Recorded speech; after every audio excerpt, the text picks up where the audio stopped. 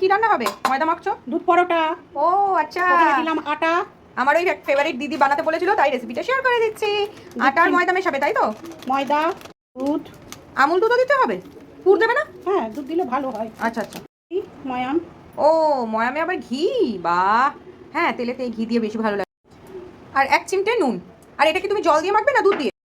ও একটু চিনিও যাবে, মানে মিষ্টি মিষ্টি হবে ব্যাপারটা। আর কি দিয়ে মাখবে? কুসুম কুসুম গরম জল দিয়ে। এবার এটা আগে প্রথমে মিলিয়ে নেবে শুকনোগুলো, তারপরে জল দিয়ে দিয়ে আটা মাখা তো আর দেখানোর কিছু নেই, আটা মাখা তো সবাই জানে। আটা ব্যাস অল্প অল্প গরম জল দিয়ে একটা যেমন লুচি পরোটার হয় সেই রকম ডো তৈরি করে নেবে। এটা দেখানোর কিছু নেই, তোমাদের মতো করে করবে আর একটু রেস্টে রেখে দেবে, তাই তো? এরপরে একদম নর্মাল কাজ, লেচি কাটবে, বড় করে রুটির মতো বেলে নেবে।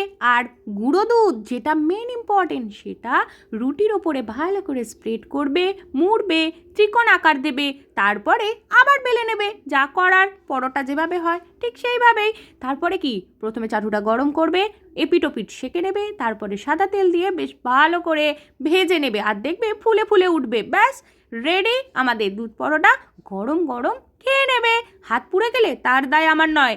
আচ্ছা, রেসিপি ট্রাই করে জানিও কিন্তু কেমন লাগলো। সকলে ভালো থেকো। Thanks for watching. বাই।